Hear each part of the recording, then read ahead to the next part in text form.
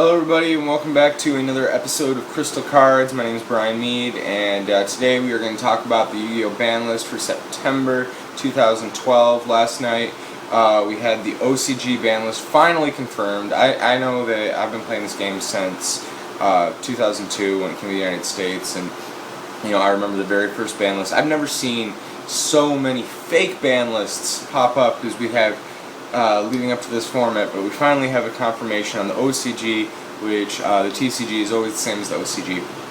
So we finally know what we're going to be able to play. I highly doubt they're going to pull something screwy on us and make the TCG ban list, differ from the OCG. This will be the first time. So, first of all, looking at the new ban cards, we got this bad boy right here. The last great synchro, Bryo, is now on the ban list. I think it's really interesting that Bryo goes on the ban list, and personally I'm not happy about Bryo going on the ban list because Trishula is still on the ban list, and I think that this is just a personal opinion. I think that it's just killing ice barriers. I understand that both of the synchro monsters are very powerful, but Trishula is a much more balanced effect and probably wouldn't be abused now that the Xyz are as popular as they are. So I really think they should have brought Trish back, and if they're going to ban Bryo. But I definitely understand why they're banning Bryo. He's extremely easy to bring out, and his effect is just reusable. The abuse with Future Fusion was ridiculous, and that brings us to our second ban card, Future Fusion.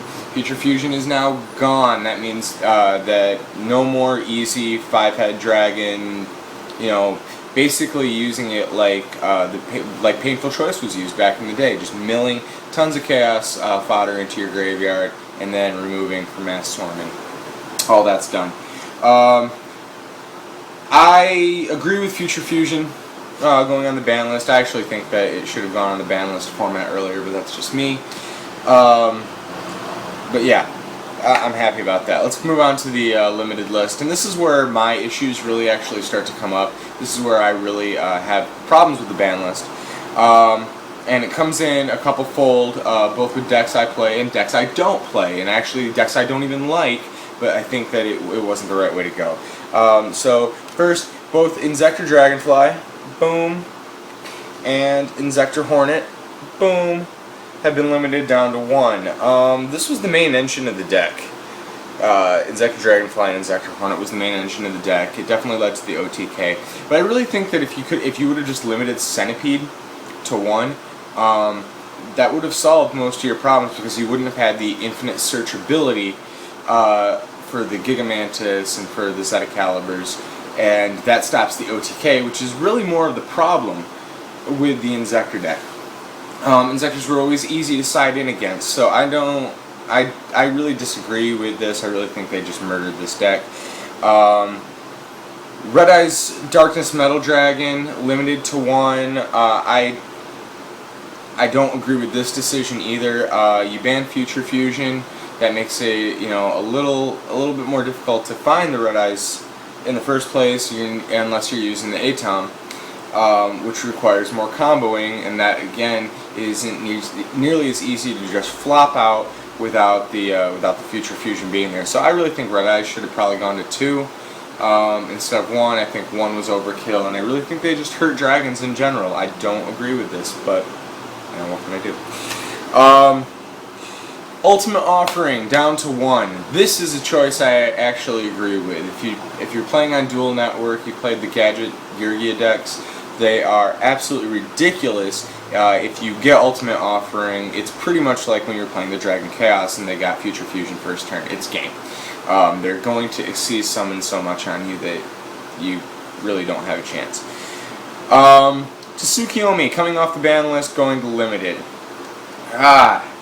I don't see this as actually making that much of a difference in the overall game. Do I think Tsukiomi will see some play? Yes, of course I do. It's a really good card, but I don't think it's as game-changing now as it was back in the day when Monarchs were running around with the 1000 defense. I really see Tsukiomi as a Leviathan killer. Like that's really what I look at her as, because she has the ability to switch this down to defense, and he has 0 defense. So other than that, I really don't see a whole lot of use for Tsukuyomi, but hopefully someone out there will prove me wrong and abuse the heck out of it, and I'll be actually happy to see that. The one cool thing with Tsukuyomi, and I will say this, is there are several decks out there, Inzektor's actually being one of them, and if you could get an Inzektor engine to run like this, I'd actually be very interested in you hitting me up and showing me a deck list. But using a goat control style, you know, whether you're using the Stag, the Beetle, or there's a Synchro too, level 6, Underground Arachnid, that's it. They all suck up monsters, and so I guess if you wanted to use Tsukuyomi in that respect, it could turn into some weird form of goat control. Alright, anyway, Chaos Sorcerer down to 1. This is to slow down all those Chaos decks that have been running rampant for the last couple of months. I don't really like Chaos Sorcerer down to 1 because Chaos Sorcerer was more generic, but they left BLS. So, you know, give and take. Chaos Sorcerer, I wish it would have been to 2, but I can deal with it at 1. Gishki Kraken. If you haven't played against a Gishki deck, don't be really surprised. There's a lot of us that haven't yet. But Gishkis had the same ability to endlessly loop out of the hand the same way windups did, only it was actually a little bit worse, because instead of sending the cards to the graveyard, they sent them back to the deck, which means that you just basically had never seen them.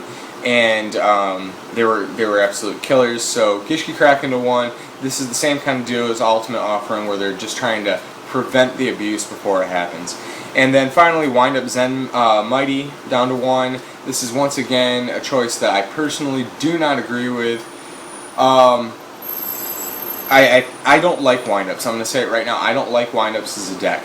They're just not my style, personally. However, you know, I know a lot of people out there that have taken the time to search out their super rare rats, their super rare sharks, the Zen Mighties, the Zen Mayos. You know, a lot of the wind-up rabbits. A lot of these cards are high rarity cards, and I think that, you know, if they just would have banned Hunter, which is the card that everybody had the problem with, that it would have been okay. In the same respect, I think if Inzektors would have just had, like, I think you could have even gone as far as banning Hornet and leaving the Dragonfly at 3. There's a lot of different ways that they could have gone with this, but I really feel like the way that they did it really murdered Inzektors and windups and dragons to a point where I really hope, I sincerely hope that someone out there will really be able to make these decks playable and competitive with these severe limitations. On to the semi. One last card for the limited list. Almost missed it. Spore. Spore is back. Great. If you want to play plants. Spore does have some cool abilities combo-wise because you can change its level, but it can only come back one time, so at that point you might as well put it back to 3. Semi-limited. For starters, we got Tour Guide of the Underworld. Boom. She has been seeing play in pretty much everything. I'm not really surprised to see Tour Guide go semi-limited, and if it would have gone limited, I don't think it would have seen play at all. Semi-limited, it'll still see a good amount of play. Sangan didn't get banned or anything, so you can still search out the Sangan. So that's good. Mirror Force to 2. Again, a decision I do not agree with at all. I know if you watch the tendency in the metagame as it changed over the last several months, it wasn't that people weren't running Mirror Force, it's people stopped running Mirror Force once Inzektors got popular. Inzektor Hornet was popping off the Mirror Force in the back row all day long. You've done away with that. People, you won't see nearly as many Inzektor decks now that Dragonfly and Hornet are both limited, and even if you are playing, if I'm playing an Inzektor deck, the likelihood of seeing that Hornet goes way down, especially early game. So, Mirror Force, why are we putting it at 2? This sounds just like a bad idea. The card has been banned before. This card has been limited for a really long time, and putting it to 2, once again, I don't think that was a smart move by Konami, because I think it's just a little too powerful with not an appropriate amount of destruction behind it. If you would have changed some of your other choices, I could have agreed with that. Reasoning to 2. Great. I don't really think that's going to make a whole lot of difference. Rescue Rabbit to 2. This is actually the best choice I think they make in the entire ban list. Basically because they don't kill the deck. They left it at a very playable level with Dino Rabbits, but they didn't make it to the point where you're getting that rabbit first turn every game, which is what really felt like it was happening at 3 a lot of times. So I really think that Rescue Rabbit to 2 is a good decision. Also because, even though Dino Rabbits are huge, Dino Rabbits aren't the only deck out there, and there's a lot of potential with Rescue Rabbit, and I really hope that Rescue Rabbit is on their list of cards to reprint, because I really like to see more people get Rescue Rabbit in their hand and see what more people come up with besides just the Dino Rabbit decks. Moving on. A Hero Lives. This wasn't really popular in the United States. It was real big over in Japan. Was used at 3 in the Japan National Championship deck. And just to clarify here, Japan did win the World Championship with Inzectors, but the National Championship was won by Elemental Heroes. And they were running 3. A Hero Lives. Pretty good card. Heretic Seal, Convocation. Once again, can't really agree with this choice. Heretics just came out. They haven't been horribly abused yet. You've already done away with a lot of the things that the Dragons had to their advantage, which was the Red Eyes Metal Darkness and the Future Fusion. So as soon as we go ahead and put the Heretic Seal down to 2, that's once again just chopping at the Dragons very hard. I don't agree with it. Pot of Duality to 2. Another good decision here by Konami. Pot of Duality was being used in certain decks, mainly the Final Countdown and Exodia and Gadget decks, to just basically infinitely draw. Just like pick out whatever card you want, because you're not going to special summon anyways. So Pot of Duality going to 2, that's awesome, because most of the players who were using it for the purpose that it was more intended for are running it at 2 anyways, and that doesn't mean that if you are running Gadgets, or if you are running Exodia, if you are running Final Countdown, that you can't still play it. It's still, a very good card. So I think that was a good decision on their part. Emergency Call to 2. Great. You pretended like you did something to Heroes. The fact of the matter is Heroes won your national championships in Japan, and they didn't limit any elemental hero stuff. You didn't see Shining get limited. You didn't see Super Poly get touched at all. What are we thinking? Are we just saying, hey, everybody needs to play elemental heroes this format? See what I'm saying? Like, this is I just disagree with this decision. Emergency Call, in my opinion, should have went to 1, because you still have the Rhoda out there, and that's already giving just as much search as the Heretic Seal, and even more when you add in the Stratos. So I don't agree with the Emergency Call to 2. I think it should have gone to 1, but at least they touched it. Blackwing Kalute. Kalute back to 2, that's awesome. I am so happy to see Blackwings finally getting a little bit more of a push. I actually like Blackwing decks. They've never been my personal playstyle, but I know a lot of people like them. And I'm really happy to see Kalute go back to 2. Debris Dragon to 2. Once again, this is for the plants, I guess. I mean, Dragon players don't really go after Debris Dragon. They might run a Debris Dragon, but it's mainly used by the plant deck players. We see Spore coming down to 1 off the ban list. Now we're seeing Debris Dragon go to 2.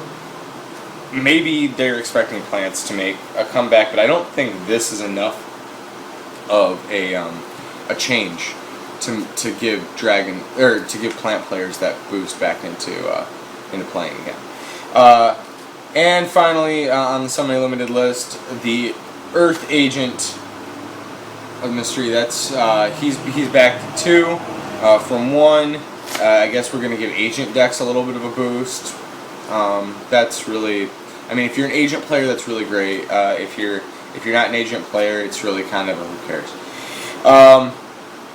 Unlimited, now allowed to have 3. Alright, Necro Gardener. What this really does is, with having Lumina at 2, and with having the Judgment Dragon at 3, this really gives Lightsworn decks and Twilight decks that advantage to really go full force, back like it was 2009, 2008 again. D-Draw back to 3. Once again, we're looking at this like resurgence of the Teledad era.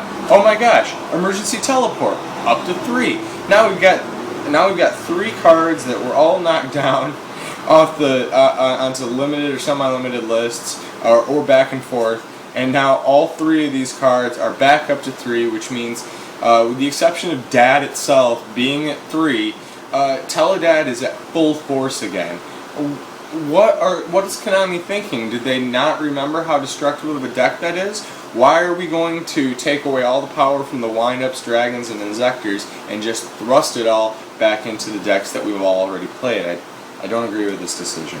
Marshmallow up to 3. I really could care less one way or the other. Marshmallow is good for stopping some OTKs, for stalling.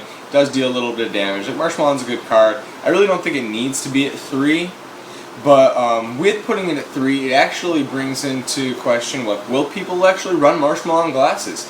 Because at 3, there's actually a use for that card. Swords of Revealing Light at 3. Once again, if you're gonna put Swords of Revealing Light at 3, this in my opinion is the exact same thing as Mirror Force.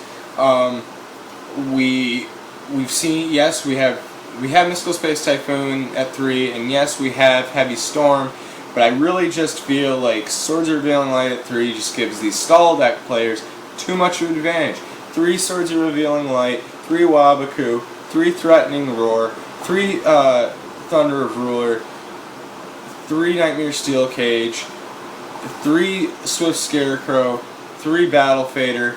Are you seeing what I'm saying, people? This is too much stall that you're allowing into the game. I hope they don't allow any more stall. Oh, look at that! Level limit area B to 3. Right, because that's a good idea. The fact of the matter is level limit area B doesn't get as much play now because we have Xyz monsters. Xyz monsters don't have levels, so they get right around it. But all the other monsters that are in our main decks do. Level limit area B does slow down players, like straight up. It slows them down, but it doesn't stop them. But if you are adding this in with things like Swords of Revealing Light, with the Mirror Force, and with all these other cards, this is too much back row stopping power that you're giving stall decks, especially when you just had national championships won in multiple countries with Final Countdown. What are you thinking? Alright, and finally, Magic Cylinder up to 3. This is to stop OTK decks, and I understand wanting to stop OTK decks. I really disagree with Magic Cylinder at 3 just because I think it's too powerful to have at 3, but in an environment where you're allowed to put everything in your back row and it can't be all taken away anyways, yeah. So that's the ban list for the next format. These are we're just gonna now just like to talk a little bit real quick about what I would expect to see in this next format. Do I expect to see Dragons, Inzectors, and Windups completely go away? No. I think that you're going to see Inzectors and Windups merge together. I think that will be one of the new big decks. I think that Teledad is going to come back in a big way.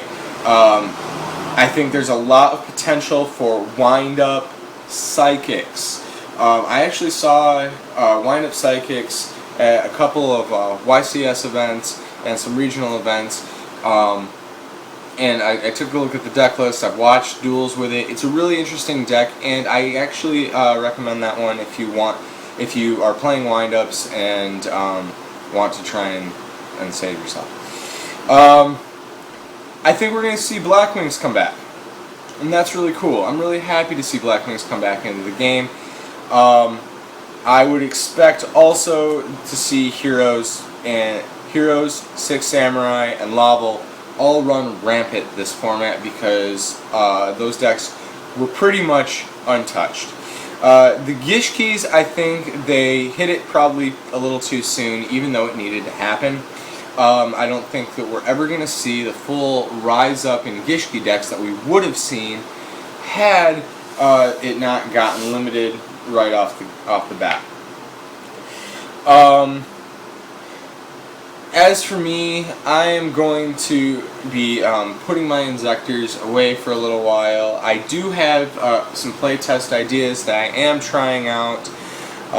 Trying things like 2 copies of Gigamantis, trying things like using Inzector Ant.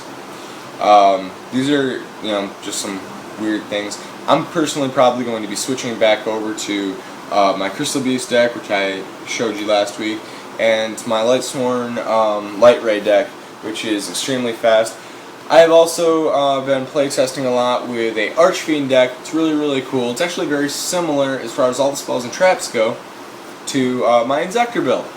And I want to thank, and this is a shout out straight up, Galactic God. If you ever watch my video, thank you so much for putting up such cool videos all the time. And if you have a chance, I do recommend that you go up to the search bar and type in Galactic God, because he has some awesome deck lists, awesome videos, so huge shout out to him. Alright everybody, so that's my opinion of the ban list. Once again, I don't like this ban list as a whole. I think what this ban list really does more than anything else is instead of looking at this ban list in a way where it could balance the game, in a sense, I think they did balance it in a sense, but I think what they really did more is take away the value of everybody's cards. I think the value of windups, Inzectors, Dragons, I think all these cards are just going to deplete in value now. Even the tour guide, I've seen a lot of people saying, if I only have two tour guides, it forces me to run the tour bus. And I don't like running tour bus because I don't like drawing tour bus. So I really think that what Konami has done in the last month between this ban list and the release of the tins really just sucks the value out of everybody's cards, and I think that anyone who invested in their decks, in any top tier deck, anywhere from heroes all the way down to heretics, I think everybody got hurt. I think the only people that they didn't seem to directly go after as far as the value of their decks is the people that built their decks off the structure decks, the Dark World and 6-Sam players. So yeah, I'm really not a fan of this ban list, and barring some miraculous change in cards and in metagame and just basically opinions, I don't know that I will personally be making it past this format, which really makes me sad because I'm a long-time player. But that's it. That's my show for today. That's Crystal Cards. Sorry I don't have a deck list to show you this week, but next week I will be showing my version of the Archfiend deck that was inspired by Galactic God. Once again, huge shout out to him. Alright everybody, thanks a lot for your time, and good luck with the new ban list. Good luck after September 1st, and once again, may the heart of the cards be with you. And at this point, I'd like to just ask for a short moment of silence for the fallen.